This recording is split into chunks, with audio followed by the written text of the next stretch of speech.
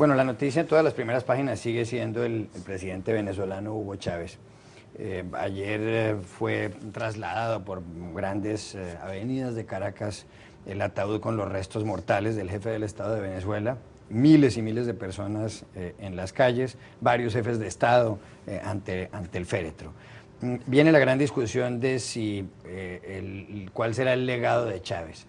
Ayer decía aquí el Héctor Chamis, profesor de la Universidad de Georgetown y colaborador de Clarín de Buenos Aires, que el chavismo se va a convertir en el nuevo peronismo en Venezuela. El peronismo, recordemos, en Argentina ha sido un fenómeno. Juan Domingo Perón murió en 1974 y hoy, 39 años después, tenemos una presidenta peronista que es Cristina Kirchner. El esposo de ella, que fue presidente, también fue peronista. Carlos Menem fue peronista. Eso por una parte, pero por otro lado hay columnas de opiniones muy encontradas en los distintos periódicos. En el New York Times, Luis Ignacio Lula da Silva, el expresidente brasileño, dice que el gran logro de Chávez fue mejorar el nivel de vida de las clases menos favorecidas y que eso es innegable. Por otro lado, Enrique Krause, el intelectual mexicano, en un gran artículo en El País de Madrid, dice, una cosa es la vocación social y otra es la forma en que se practica esa vocación. Y dice que Hugo Chávez estaba obsesionado por una anacrónica admiración del modelo privado. Y agrega, desquició las instituciones públicas venezolanas, desvirtuó y corrompió a la compañía estatal PDVSA y protagonizó lo que quizás sea el mayor despilfarro de riqueza pública en toda la historia latinoamericana. ¿Cuál será entonces el legado de Chávez en primer término? Y en segundo lugar, ¿será que el chavismo se va a convertir en un nuevo peronismo, en este caso en Venezuela?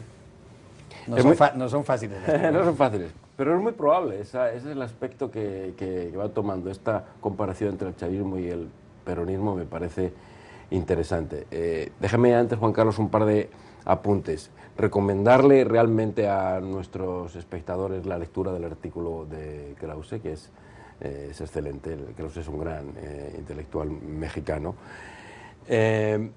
Y manifestar cierta sorpresa con las opiniones últimas de Lula, que realmente gobernó de una manera y opina como expresidente de otra, porque Lula, hay que recordar que básicamente desarrolló una política económica bastante ortodoxa dentro de las reglas del libre mercado, con pequeños ajustes, retoques sociales, y en realidad eso es lo que lanzó a Brasil. Pero bueno, no venimos aquí ahora a hablar de Lula, sino de Chávez, que es el tema. Y efectivamente yo creo que el chavismo puede transitar hacia una suerte de peronismo en el largo plazo. Tiene dos condiciones esenciales que lo convierten en peronismo. Una, que el populismo es su ideología, porque aunque Chávez ha utilizado una retórica de izquierda o de vieja izquierda para situarse, para ponerse en el mercado, lo cierto es que su ideología es confusa, vaga, una mezcla de retórica nacionalista bolivariana con ideas de Fidel Castro y de... La esencia en lo que esa ideología se va a resumir en el corto plazo es el populismo, que es similar al peronismo. La otra característica es la preocupación, al menos formal, por los pobres. Esa es la agenda de Chávez, esa era la agenda esencial del peronismo. Podemos discutir horas aquí sobre cuál es la mejor política para defender a los pobres. Y es realmente cuestionable y discutible que las políticas puestas en marcha por Chávez sean un antídoto real contra la pobreza de fondo a largo plazo. Yo creo que en Venezuela podemos encontrarnos en pocos años con que las clases medias y los pobres sufren más de lo que han sufrido en años anteriores por culpa de la política económica desarrollada por Chávez en los últimos años. Pero en fin, respondiendo a la pregunta de si el chavismo puede evolucionar a una especie de peronismo, entiendo que sí, porque el populismo y su ideología, y porque la preocupación por los pobres es su agenda esencial. Chávez fue un caudillo, Sí, sin ninguna duda, pero Italia es un país donde ha habido Sí, muchos pues, caudillos. ¿Cómo justo- lo ve un corresponsal italiano? No, estaba pensando lo que estaba diciendo Antonio. En nuestra literatura sociológica y política en el pasado se hablaba, no queremos ser como las democracias latinoamericanas, con un complejo de superioridad. O sea, es como si nosotros somos el país de Machiavelli, de la Claro. democracia griega, de los partidos políticos, de las ideologías, de la representanza, todas las cosas. La República Alta, Romana. Esa República Romana, el Chives, el ciudadano, también la tradición del derecho, también desde la Revolución Francesa, para no hablar del socialismo realizado. No, el derecho romano es el que Derecho nos romano, rige claro. prácticamente a Y siempre todos. con una idea que hay la democracia, hay la libertad y hay la legalidad.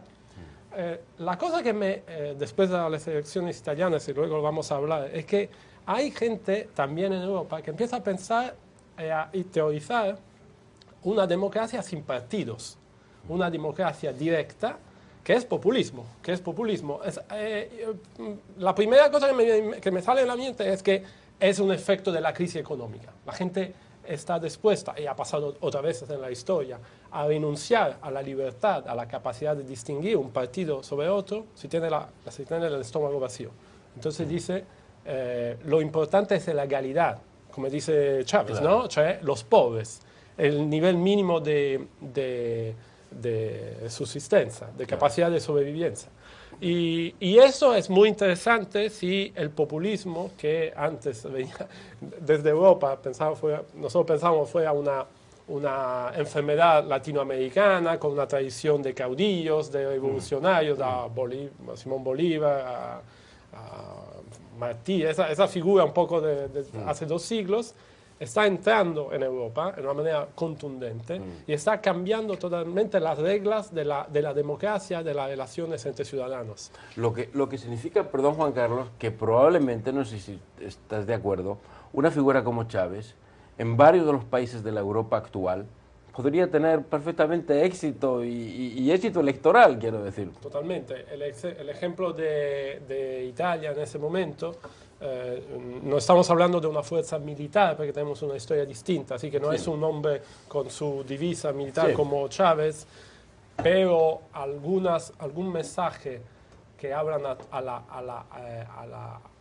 la barriga de la gente, Sí, a los intestinos, no a la cabeza, no al corazón, son iguales. Claro, lo hemos sentido en esta campaña electoral. Pero en ese caso, el uniforme en Chávez Sí, es un disfraz. Es un disfraz. Es un disfraz para totalmente. demostrar su autoridad. El contenido es igual. En Europa podrías cambiar el disfraz, quizás. Sí. Ahora volvemos con Italia. Humíllense. El peronismo, el chavismo se convertirá en el peronismo en Venezuela. Yo veo otro escenario distinto y es que Chávez pase la historia más como el Che Guevara que como Juan Perón, por un par de razones. En primer lugar, el chavismo es una amalgama de distintas ideologías, alimentado por el petróleo y basado en una convicción de que la gente pobre debe tener voz.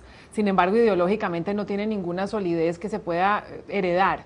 Lo que sí es que se van a arropar políticos por décadas en Venezuela y fuera de Venezuela en los ropajes de Chávez y en la figura de Chávez, con lo cual en vez de construir un movimiento político y unas instituciones que no lo ha hecho, lo que se ha construido es un culto, no solamente pareciendo y comparándose con Bolívar, sino con Jesucristo. Entonces aquel como mito de Chávez va a perdurar mucho más que el partido político o la ausencia del partido político que tiene. Quizá el mito sí, pero recordemos que Che Guevara, Simón Bolívar, Fidel Castro tienen una gran obra publicada, tienen grandes discursos a los que remitirse. Yo creo, francamente, que Chávez no ha pronunciado un gran discurso en toda su vida política.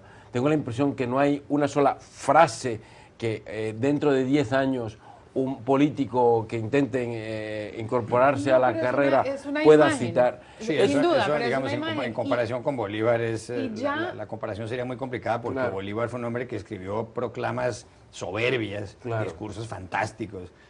Su carta de Jamaica es una pieza política sin ninguna duda, Claro. los manifiestos, que era un gran intelectual, un gran lector, y por supuesto fue un hombre populista, pero es posiblemente el personaje más importante de la historia de América Y Latina. Fidel Castro era un lector, no diría un intelectual, pero un hombre preocupado por su tiempo y por las lecturas. Yo creo que Chávez es esencialmente Sí, pero un icono. El chavismo desde ya, antes de él morir, ya estaba fracturado y lo más probable es que se continúe fracturando en los próximos meses y no que se consolide como un partido.